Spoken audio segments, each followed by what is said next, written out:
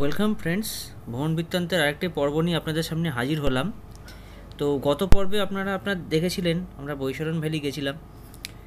তো আজকের পর্বে আমরা এখন যাচ্ছি আমাদের মেন হোটেলে। তো চলুন হোটেলটা আপনাকে দেখাই আগে।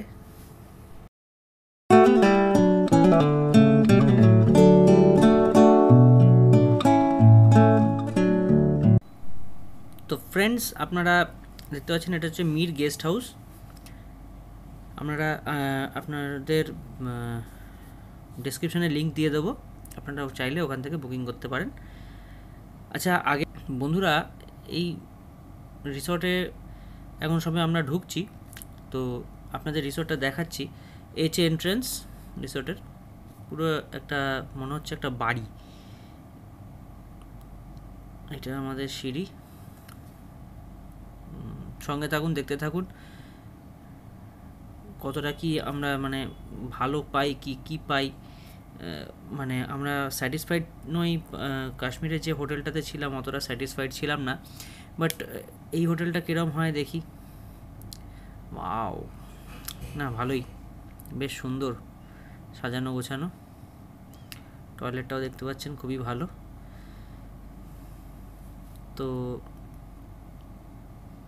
দুটো রুম আমাদের নিয়েছে 1200 টাকা করে, সরি 1500 করে পার নাইট। তো আমরা 2 নাইটের হিসেবে পেমেন্ট করেছি এখানে। তো অনলি এটা স্টে, খাওয়া দাওয়া আলাদা। খাওয়া দাওয়া কি খাবো না খাবো সেটা আমরা আগে ভিডিওতে দেখতে থাকবো।